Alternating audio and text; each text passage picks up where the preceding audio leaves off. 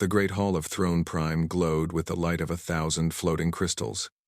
Music filled the air as creatures from across the galaxy celebrated the festival of eternal supremacy. For 10,000 years, the Ascended Dominion had ruled the stars without challenge. Tonight, they celebrated that power. High Arbiter Velthon sat on his throne made of black stone. His gray skin stretched over a tall, thin body. His 4 eyes watched the dancers below with cold satisfaction. He was the supreme ruler of the Dominion, master of 100 conquered worlds. The celebration was perfect. Everything was as it should be. Then, his personal communicator vibrated against his wrist. Velthon frowned. He had given strict orders not to be disturbed. He looked at the message and felt something he had not felt in centuries: fear. He rose from his throne without a word. His guards followed as he walked quickly through the golden corridors of the palace. The music faded behind him as he entered the War Command Center, a massive room filled with floating screens and nervous officers. Admiral Kirvexis stood at the center, his blue scales pale with shock. He turned to the High Arbiter and bowed deeply. "My lord, I do not know how to explain this." "Then show me," Velthon said. The Admiral waved his hand. A massive holographic display appeared in the air. It showed the outer threshold, the defensive barrier that surrounded Dominion space. The barrier stretched across 3 light years. It contained gravitational mines that could crush any ship. Hunter-seeker drones patrolled every sector. Quantum tripwires would detect even the smallest vessel. 12 conquered species had built this barrier over thousands of years. It was perfect. It was unbreakable. A single red dot moved through it like it was not there. "What am I looking at?" Velthon asked quietly. "A ship, my lord. A human ship." The room went silent. Every officer stopped breathing. The word human hung in the air like poison. Velthon stepped closer to the display. "That is impossible. Nothing passes through the outer threshold undetected. Nothing. And yet it did, my lord. The ship crossed the barrier 6 hours ago. We only discovered it when a patrol vessel made visual contact by accident. Our sensors never detected it. Our mines never triggered. Our drones never responded." The High Arbiter stared at the red dot. It moved steadily through Dominion space, heading deeper into their territory. He calculated its trajectory in his mind and felt his fear grow colder. "It is heading for Throne Prime." "Yes, my lord.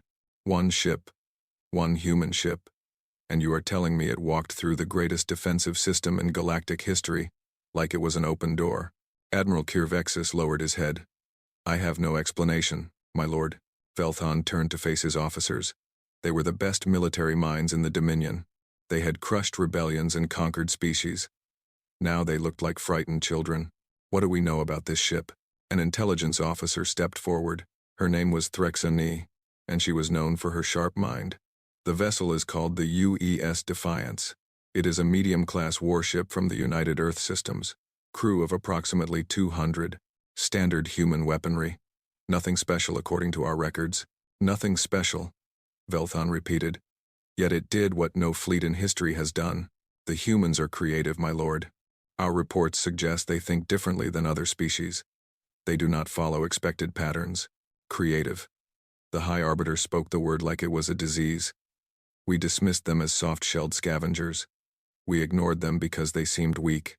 Now one of their ships flies toward my throne world." He walked to the main display and enlarged the image of the human vessel. It was ugly by Dominion standards. Rough and practical, built for function rather than beauty, but it moved through space with purpose, like a predator that knew exactly where its prey waited. "Send the 4th Fleet to intercept," Velthon ordered. "I want that ship captured. I want its crew alive. I want to know how they did this. And if they resist, my lord, then destroy them. But save the wreckage. We must understand their technology." Admiral Kirvexis bowed and began giving orders. Officers ran to their stations. The War Command Center came alive with activity, but Velthon stood still, watching the red dot on the display. Something bothered him. Something deeper than the breach itself. The humans had been spacefaring for less than 300 years. The Dominion had ruled for 10,000. By every measure, humanity was young, weak, and unimportant. They had only 20 colony worlds. Their technology was generations behind Dominion standards. Yet they had done the impossible. Velthon remembered the intelligence reports he had read about humanity. They were a strange species. They fought each other constantly. Just 40 years ago, they had fought a civil war across their own solar system. They had destroyed their own moon with nuclear weapons. Millions had died. Any other species would have collapsed after such destruction. The humans rebuilt within a single generation. They came back stronger. That memory sent a chill through Velthan's body. What kind of species destroys itself and then simply continues? Far across the stars, aboard the UES Defiance, Captain Elena Vasquez stood on her bridge and watched the same empty space that the Dominion now feared. She was a woman of 45 years, with gray streaks in her black hair and scars on her hands from battles fought long ago. Her crew worked silently around her. They knew the mission. They knew the risks. Every single one of them had volunteered. Captain, her first officer said. He was Commander Jinsu Park, a calm man who never showed fear. We have cleared the outer threshold. No pursuit detected yet. They know we are here, Vasquez replied. They are just too shocked to react. That will change soon. Are you worried? Vasquez looked at the stars on her view screen. Somewhere out there, an empire of slavers and tyrants was waking up to a new reality. For 10,000 years, they had believed they were gods. Today, they learned they could bleed. No, she said. I am not worried. I am exactly where I need to be. She turned to her crew. These men and women had left everything behind for this mission. Many of them would not return home. They all knew this. They came anyway. Phase 1 is complete, Vasquez announced. We have shown them that their walls can fall. Now we show them what comes next. All stations, prepare for contact. The Dominion will send everything they have to stop us. A young officer spoke up. And what do we do when they come, Captain? Elena Vasquez smiled. It was not a kind smile. It was the smile of a species that had crawled out of the mud, survived ice ages, plagues, and wars, and still reached for the stars. We keep flying. The UES Defiance continued its journey into the heart of the enemy. Behind it, an empire began to panic. Ahead of it, history waited to be written, and somewhere in the darkness between stars, 100 enslaved worlds watched their masters tremble for the first time. The High Council chamber had not seen such chaos in 3,000 years. 12 representatives from the vassal species sat in their assigned seats along the outer ring. In the center, the 7 lords of the Dominion shouted at each other like common merchants. High Arbiter Velthan watched from his elevated throne. He let them argue. He needed to see who would crack first. We must destroy Earth immediately. Lord Krathos slammed his fist against his podium. His red skin flushed darker with anger. Send the Grand Fleet. Burn their world to ash. Show the galaxy what happens when insects challenge the Dominion. And announce to everyone that one ship frightened us into genocide.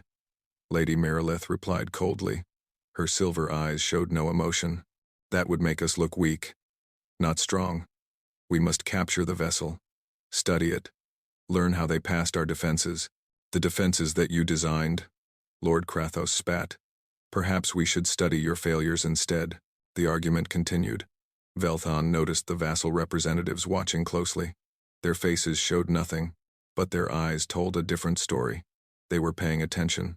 They were learning. That was dangerous. The Vrexian representative, a creature with too many arms and not enough loyalty, leaned toward the Keth representative beside him.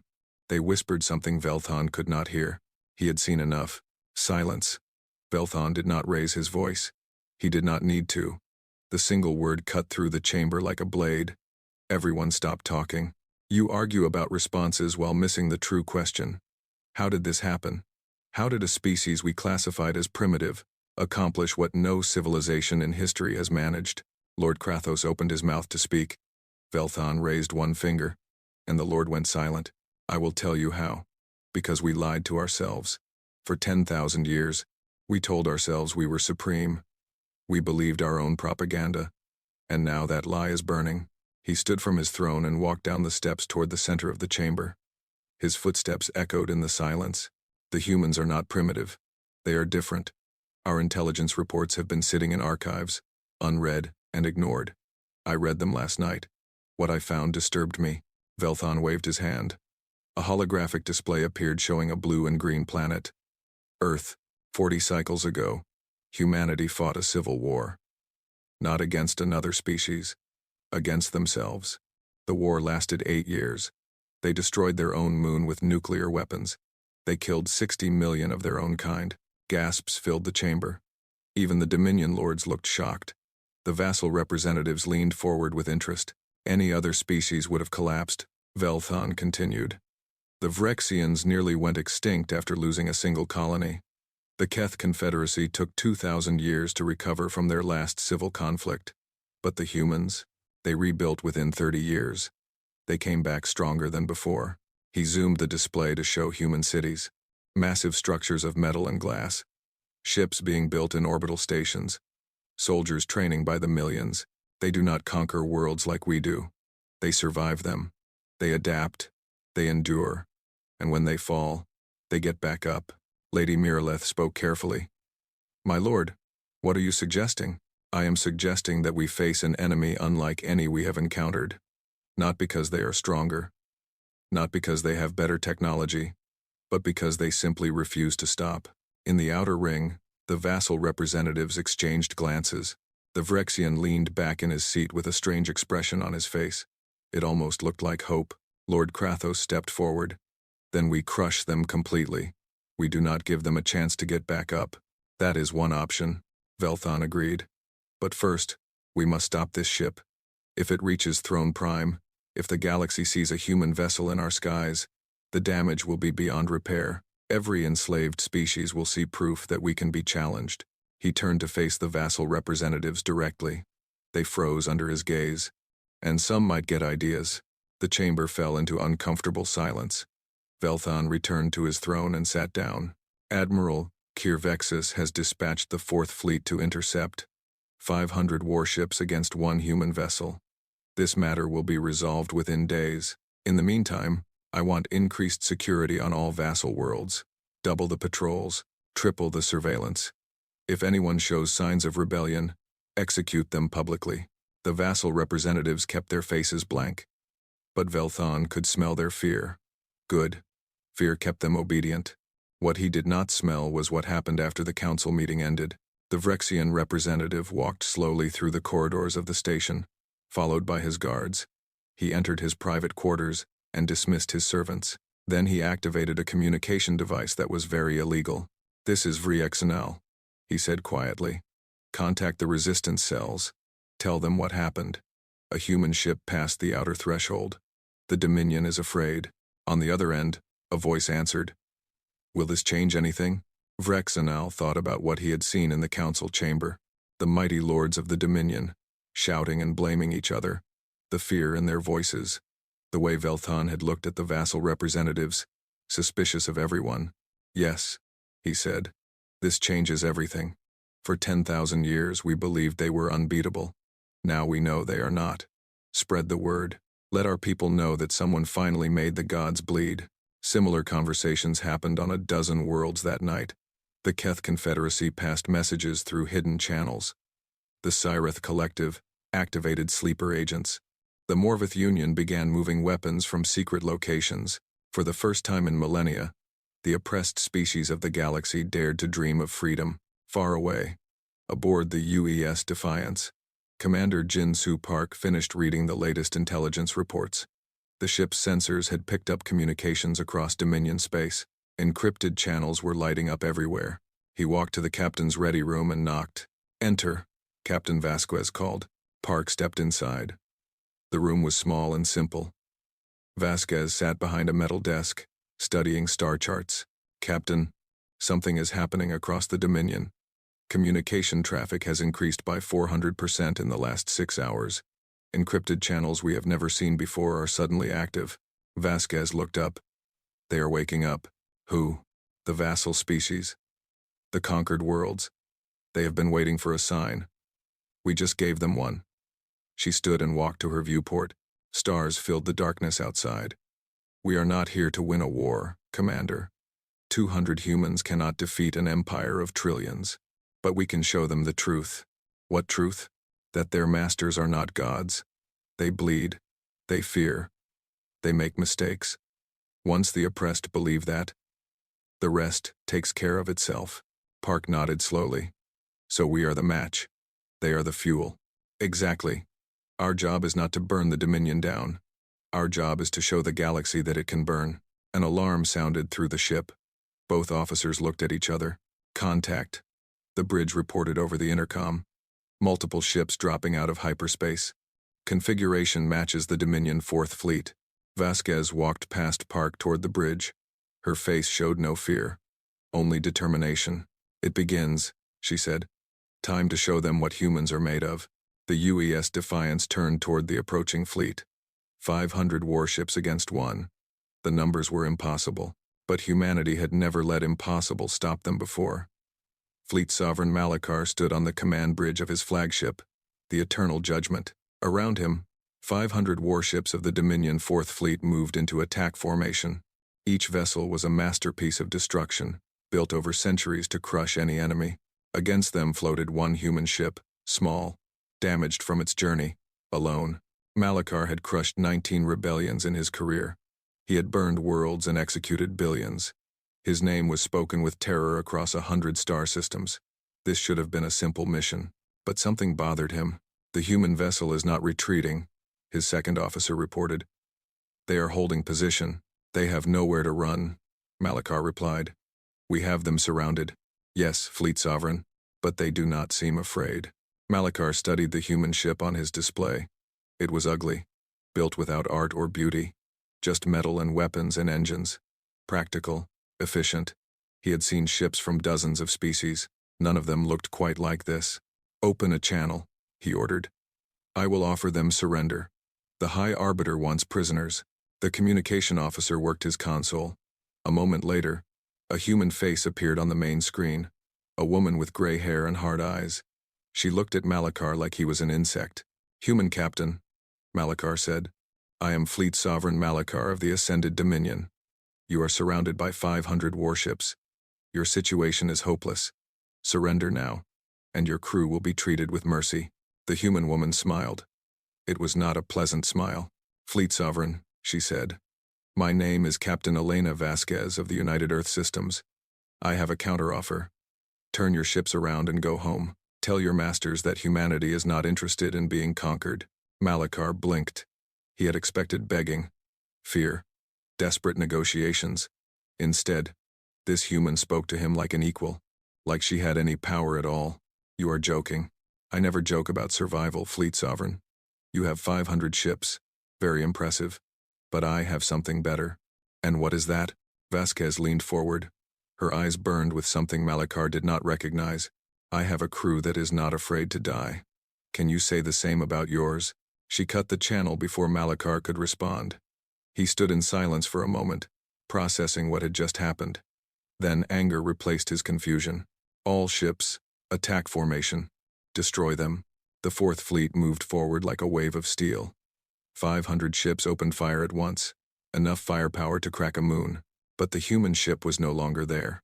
It had moved the instant the channel closed, diving toward an asteroid field at impossible speed. The Dominion weapons fire burned through empty space. Follow them, Malachar shouted. They cannot escape.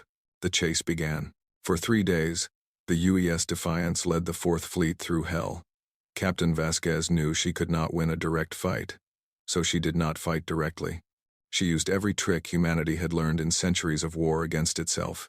In the asteroid field, the Defiance used the rocks as shields. Dominion ships, trained to fight in open space, crashed into debris. 7 vessels lost in the first hour. When the Dominion adapted, Vasquez adapted faster. She led them into a gas cloud that blinded their sensors. Human eyes and human instincts guided the Defiance through the murky red fog. Dominion ships flew blind, colliding with each other. 12 more vessels destroyed. On the second day, the Defiance reached a dead star surrounded by wreckage from ancient battles. Vasquez ordered her crew to collect debris and modify their missiles. When the Dominion fleet arrived, they faced a wall of explosive junk flying at them from every direction. Malachar watched in disbelief as 23 of his ships burned, not from human weapons, from garbage. The humans had turned trash into death. What are they? One of his officers whispered. Malachar did not answer. He was too busy watching the footage from damaged ships. He saw human crew members walking on the outer hull during combat, repairing damage with their bare hands. The vacuum of space did not stop them. They wore simple suits, and worked for minutes at a time in conditions that would kill any Dominion species in seconds. He saw a human engineer seal a hull breach from the inside by pressing his own body against the hole until his crewmates could weld it shut. The engineer survived. Barely. He saw human pilots flying attack runs while bleeding from wounds. He saw gunners operating weapons while their compartments burned around them. He saw humans refusing to die when they should have died 100 times over. "They are insane," another officer said. "No," Malachar replied quietly. "They are human. This is simply what they are." By the third day, the Fourth Fleet had lost 87 ships. The Defiance was damaged but still flying, still fighting. Malachar cornered them near the shattered moons of Helix, a graveyard of broken worlds. There was nowhere left to run. "Now," Malachar said, "now we end this." But Captain Vasquez had one more surprise. The communication channels across the entire sector suddenly activated. Every ship, every station, every occupied world received the same broadcast. The human captain appeared on screens across the galaxy. "My name is Elena Vasquez," she said. "I speak to every species under Dominion rule. For 10,000 years, you have been told that your masters are gods, that they cannot be defeated, that resistance is impossible." She paused. Behind her, the bridge of the Defiance sparked and smoked. Her crew worked through the damage, ignoring their wounds. "Look at us. One ship, 200 humans. We have been fighting the Fourth Fleet for 3 days. We have destroyed nearly 100 of their vessels. We are still here." Across the galaxy, billions of beings watched. Phyrexians and Keth, Cirith and Morvith, dozens of species who had forgotten what hope felt like. "We are not special," Vasquez continued. "We are not stronger or smarter than you. We simply refuse to kneel. If we can do this, so can you. The Dominion is not unbeatable. They bleed, they break, they fear." She looked directly into the camera. Her eyes held fire. "We are not conquerors. We are proof. If they can be hurt, they can be beaten. Remember that. And when you are ready to fight for your freedom, know that you are not alone. Humanity stands with you." The broadcast ended. Malachar sat in silence. His officers stared at their screens. They had just watched a single human deliver a speech that might burn the Dominion to the ground. "Fleet Sovereign," his communication officer said, "we are receiving reports from across the sector. Civil unrest on multiple worlds. Riots. Sabotage. The vassal species are responding to the broadcast." Malachar closed his eyes. He understood now. The human ship was never meant to reach Throne Prime. It was never meant to win. It was meant to send a message. And it had. "All ships," he ordered, his voice heavy. "Destroy the Defiance. Destroy it now." But even as he gave the order, he knew the truth. The humans had already won. Not the battle. Something bigger. They had given the galaxy hope. And hope, once born, was very hard to kill. The Defiance turned to face the entire Fourth Fleet. Alone. Burning. Unbroken. And aboard that dying ship, Captain Elena Vasquez smiled. "Phase 2 complete," she said. "Now comes the hard part." The Dominion was burning. High Arbiter Velthan stood in the War Command Center and watched his empire crack. Holographic displays showed chaos across 100 worlds. Red markers indicated uprisings. Orange markers showed sabotage. Yellow markers meant civil unrest. There was very little that was not red, orange, or yellow. "The Phyrexian Collective has seized 3 orbital platforms," an officer reported. "They control the weapon systems now. The Keth Confederacy has captured the military depot on Keth Prime. They have enough weapons to arm 2 million soldiers. The Cirith Collective has declared independence. They destroyed the governor's palace an hour ago. The Morvith Union has enough." Velthan raised his hand. He did not want to hear more. He already knew. The human broadcast had changed everything. For 10,000 years, the vassal species had been obedient. They feared the Dominion. They believed resistance was impossible. That belief kept them controlled better than any army could. One human ship had destroyed that belief in 3 minutes. Now they were not afraid anymore. Now they were angry. And there were trillions of them. Lord Krathos rushed into the command center. His red face was darker than usual. "My lord, this is catastrophe. The Fourth Fleet reports heavy losses. The human ship still survives, and now half the galaxy is in rebellion." "I am aware," Velthon said coldly. We must respond with overwhelming force, destroy the rebellious worlds, make examples of them, and fight a war on 100 fronts while one human ship continues toward Throne Prime? Velthon shook his head. No. The ship is the symbol. If it falls, the rebellions lose their inspiration. We focus on the Defiance first. He turned to Admiral Kiravexis. What is the status of the Fourth Fleet? The Admiral looked uncomfortable. 413 ships remain, my lord. The human vessel has escaped the Kelix system using a hyperspace jump. We are tracking them now. 413. They have lost 87 ships to one enemy. The humans fight in ways we have never seen, my lord. They do not follow proper battle tactics. They use tricks and traps. They sacrifice themselves to damage our vessels, then send something that cannot be tricked. Velthon made his decision. Deploy the Throne Guard. Every officer in the room went silent. The Throne Guard was legend. 300 dreadnoughts, each one the size of a small moon. They had not been deployed in 10,000 years. They existed only to defend Throne Prime itself. My lord, Kiravexis said carefully, the Throne Guard has never left the capital system. Using them against one ship is exactly what we will do. Velthon stepped closer to the Admiral. I do not care about military tradition. I care about results. The human ship must be destroyed before it reaches Throne Prime. The Throne Guard will ensure that happens. He turned to the command staff. Send the order. The Throne Guard will intercept the Defiance. 300 dreadnoughts against one human vessel. There will be no escape this time. Far across the stars, the UES Defiance limped through space. The ship was wounded. Hull breaches covered the outer sections. One engine was destroyed. Life support worked at 60%, but she still flew. Captain Vasquez walked through the corridors, checking on her crew. Of the original 200, 147 remained. 53 had died in the running battle with the Fourth Fleet. Their names were already written on the memorial wall in the mess hall. She found Commander Park in engineering, helping repair a power conduit. His uniform was torn and burned. His hands were covered in grease. Commander. Report. Park wiped his hands and stood. Engines at 40%. Weapons at 60%. We have enough missiles for maybe 2 more engagements. Shields are mostly gone. And the crew?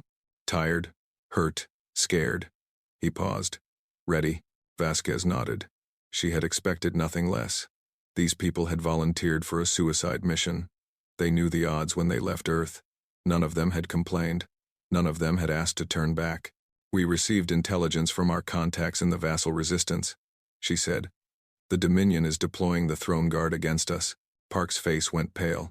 Even he knew what that meant. The Throne Guard was not a fleet. It was a force of nature. 300 ships, each carrying enough firepower to destroy a planet. Captain, that is not something we can fight. No, it is not. Vasquez looked out a nearby viewport at the stars. But we are not trying to win, Commander. We are trying to reach Throne Prime. If we can breach their atmosphere, if we can show the galaxy that we made it to the heart of the Dominion, the symbol will be complete. We will die, probably. But our deaths will mean something. Every vassal species will see that humans reach the enemy capital. They will know that the Dominion can be challenged. That knowledge will outlive us. Park was silent for a long moment. Then he straightened his shoulders and nodded. Then we keep flying. Until we cannot fly anymore. Until we cannot fly anymore. Vasquez agreed. She walked to the bridge and addressed the crew. 63 people looked back at her. Some were wounded. Some were exhausted. All of them were determined. The Throne Guard is coming for us. 300 dreadnoughts. I will not lie to you. We cannot defeat them. We probably cannot survive them. But we can reach Throne Prime before they stop us. We can complete our mission. A young ensign raised her hand. Her name was Priya Sharma, and she was 19 years old. She had been aboard for only 6 months. Captain, what happens when we reach Throne Prime? Vasquez smiled sadly. Honestly, I do not know. Maybe we crash. Maybe we burn up in the atmosphere. Maybe we get shot down meters from the surface. But the galaxy will see us try, and that is what matters. So we die for a symbol? No. We die for hope. There are trillions of beings out there who have been enslaved for 10,000 years. They have forgotten that freedom is possible. We are reminding them. Our deaths will not be the end. They will be the beginning. Sharma nodded slowly. Then she smiled. It was a strange smile, full of fear and courage mixed together. Then let us give them a good show, Captain. The bridge crew laughed. It was tired laughter, but real. These humans knew they were flying toward death, and they laughed anyway.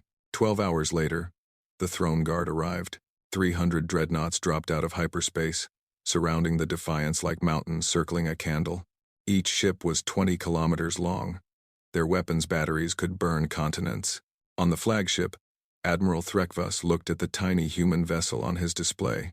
He felt almost embarrassed. This was why they had deployed the Throne Guard. This broken, burning ship, human vessel, he broadcast. This is Admiral Threkvas, of the Throne Guard. You are surrounded by the most powerful fleet in galactic history. Surrender, or be destroyed. Captain Vasquez appeared on his screen. She looked tired, wounded, but her eyes still burned. Admiral, thank you for the warm welcome. I am afraid we must decline your offer. We have somewhere to be. You cannot escape.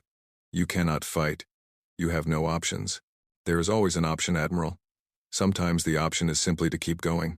Threkvas shook his head. You humans are insane. Maybe. But we are also here. Despite everything you did to stop us, despite every barrier and fleet and weapon, we are still here. She leaned forward. And we are not going to stop. She cut the channel. Admiral Threkvas sighed. All ships. Destroy them. 300 dreadnoughts opened fire. And the UES Defiance, burning and broken and crewed by 63 humans who refused to surrender, flew straight toward them. Not to fight. Not to win. Just to keep flying. Because that was what humans did. The final battle over Throne Prime lasted 11 hours. Admiral Threkvas had expected it to last 11 minutes. 300 dreadnoughts against one damaged human ship. The mathematics were simple. The humans should have died in the first volley. But mathematics did not understand humans. The Defiance did not fight the way ships were supposed to fight. It dove between the dreadnoughts, using their own size against them. The massive ships could not fire without risking hitting each other. Their weapons, designed to destroy fleets, could not track a single small vessel weaving through their formation. Captain Vasquez used every trick she knew. She flew through engine exhaust clouds that blinded targeting systems. She used the dreadnoughts as shields against each other. She ordered her pilots to skim so close to enemy hulls that the Dominion gunners could not get a clear shot. When they did get shots through, the Defiance took them and kept flying. In the first hour, the humans lost their starboard engine. Chief Engineer Martinez rerouted power from life support in 3 sections to keep the ship moving. The crew in those sections put on emergency suits and kept working in the freezing cold. In the third hour, a direct hit destroyed the medical bay. Dr. Chen was killed instantly. The wounded crew members who survived crawled to other sections and continued fighting. In the 5th hour, the Defiance ran out of missiles. Ensign Kowalski suggested ramming a dreadnought's engine array. Captain Vasquez agreed. The Defiance hit the enemy ship at full speed, punching through its shields and detonating its power core from inside. The dreadnought exploded. The Defiance tumbled away, broken but alive. Admiral Threkvas watched in disbelief. He had lost 12 dreadnoughts to a ship that should have been dead 5 hours ago.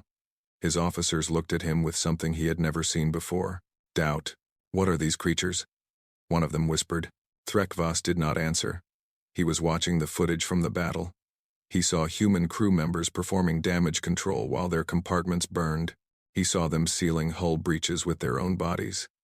He saw them die at their stations and be replaced by comrades who continued the fight without hesitation. He saw a species that did not know how to surrender. In the 8th hour, the Defiance broke through the Throne Guard's formation. Ahead lay Throne Prime, the capital world of the Ascended Dominion. The planet filled the view screen, blue and green and covered with the lights of 1 trillion inhabitants. Captain Vasquez looked at her bridge. Only 31 crew members remained. The ship was dying around them. Fires burned in a dozen sections. The hull groaned with every movement. Commander Park stood beside her, blood running down his face from a head wound. We made it, Captain. We actually made it. Not yet.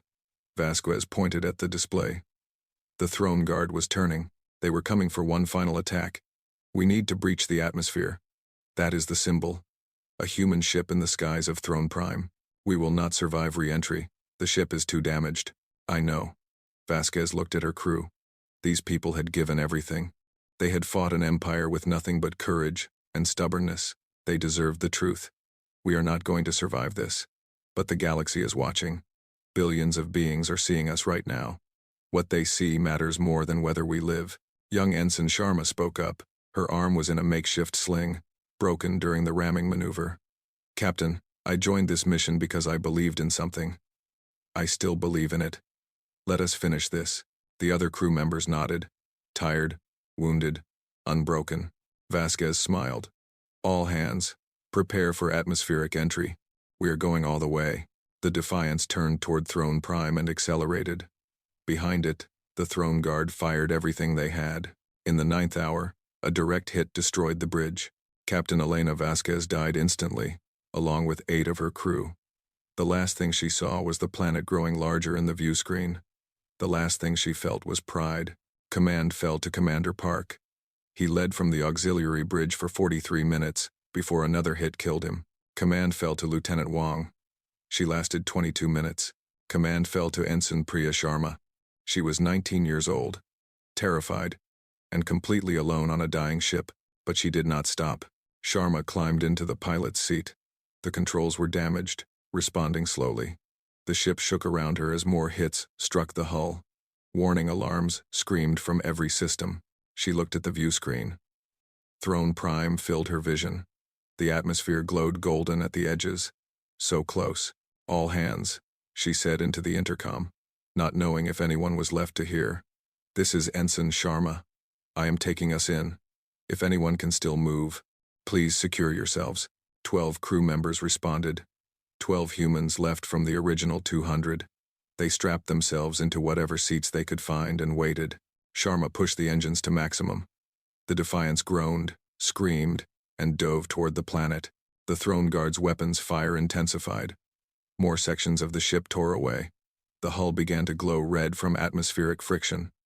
The temperature inside rose until Sharma could barely breathe, but she did not stop. On Throne Prime, High Arbiter Velthon stood at his window and watched the sky. A burning streak crossed the heavens, bright as a second sun. The human ship, falling toward his world. Around him, his capital was in chaos. Riots filled the streets. The vassal species who served in the city had risen up, inspired by the broadcast days before. His guards fought running battles against former servants. The empire was dying. He could feel it, and still that burning light came closer. They actually did it, he whispered. They reached us. The Defiance entered the atmosphere trailing fire. Its hull peeled away in chunks. Its engines failed one by one. Inside, Ensign Sharma fought to keep the ship level, to keep it flying just a little longer. She thought about her family back on Earth. Her mother, who had cried when Sharma volunteered for this mission. Her father, who had hugged her and told her he was proud. Her little brother, who had made her promise to come home. She would not keep that promise, but she would keep flying. The ship began to break apart around her. Through the cracks in the hull, she could see the sky of Throne Prime. Alien buildings rose in the distance. Alien beings looked up at the fire in their heavens. Sharma smiled. My name is Priya Sharma, she said to no one. I am 19 years old. I am from a small town in India on a planet called Earth. And I am not afraid. The UES Defiance exploded 17 kilometers above the surface of Throne Prime. The fireball lit up the sky for hundreds of kilometers. Debris rained down on the capital city. Ensign Sharma and the last 12 crew members died instantly.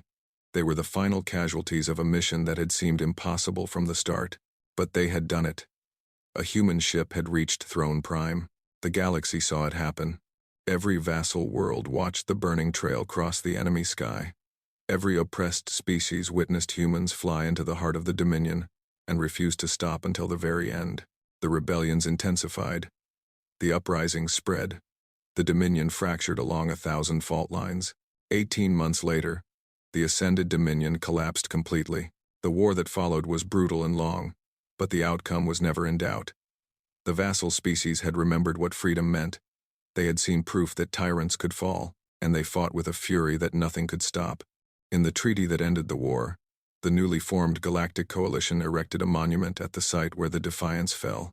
a simple pillar of black stone, standing in the middle of what had been the Dominion capital. The plaque bore a simple inscription. Here fell the UES Defiance. 200 humans who flew against an empire of trillions. They came not to conquer, but to prove that tyrants can be challenged. They gave their lives so that others might be free. They kept flying.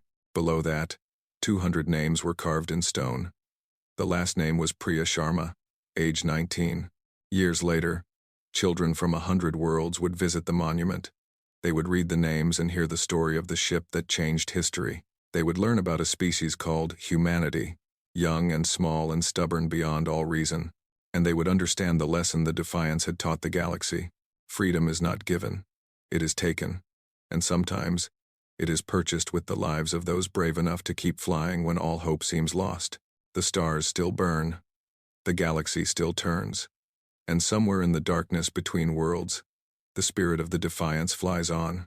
Humanity had arrived, and the universe would never forget.